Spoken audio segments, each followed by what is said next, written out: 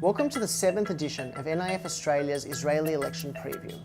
With less than 2 weeks before Israelis go to the polls, we're going to show you what will probably make the biggest difference between Benjamin Netanyahu being re-elected and Benny Gantz becoming Israel's 13th Prime Minister and leading a centre-left coalition. As we've discussed before, in order for a party to make it into the Knesset, it needs 3.25% of the total, or about 150,000 votes. There's no preferential voting, so if the party you vote for doesn't make it in, your vote disappears. There's been a remarkable consistency at the top of the polls for the last few weeks. Both Netanyahu's Likud and the new Blue and White Party both hover around 30 seats. It looks very possible that this will be the first election since 1988 in which only 2 parties get more than 10 seats. There's a block of parties in the middle that are hovering in mid to high single digits. The 2 blocks of Palestinian Israeli parties, the 2 ultra-Orthodox parties, Labour, and the New Right. What will probably swing the balance between a centre-left bloc emerging victorious or a right-wing religious bloc staying in power will be the parties who are close to, which may or may not, cross the electoral threshold. Here's one poll from this week.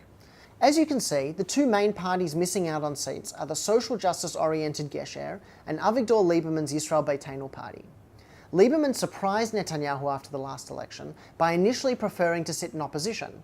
Meanwhile, Gesher would naturally fit in a centre-left coalition. So because these 2 parties miss out, it makes it much easier for Netanyahu to form a coalition with the remaining parties. Here's another poll from just a few days before. In this one, Kulanu, the right-wing party of current Finance Minister Moshe Feiglin, would miss out. He got 6 seats in the poll we showed you before. Take that away from the right-wing coalition, add in Gesher's 4 seats, and even without Yisrael Beitenu, the centre-left can still get the numbers. There's actually another wild-card party at the moment, and it's Moshe Feiglin's Libertarian Zionist Zehut party. He used to be in the Likud, but had a falling out with Benjamin Netanyahu and left the Knesset in 2015. Having polled under the threshold at the start of the campaign, most now point to him making it into the Knesset. His views are all over the place. On the one hand, he's reportedly getting the support of some secular voters in Tel Aviv because of his flagship policy to legalise marijuana. You have to wonder, though, whether those voters know about his other policies, including replacing the Aqsa mosque in Jerusalem's Old City with a Jewish synagogue, and his past announcement that he's a proud homophobe.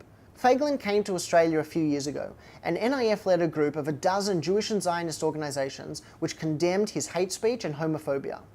Even though he's a natural member of a right-wing coalition, his personal relationship with Netanyahu, as well as some of his wackier policy ideas, mean that there's a chance he could play kingmaker, providing either Netanyahu or Benny Gantz with the support they need to become Prime Minister. Of course, there's one other possibility, a national unity government between Blue and White and Likud.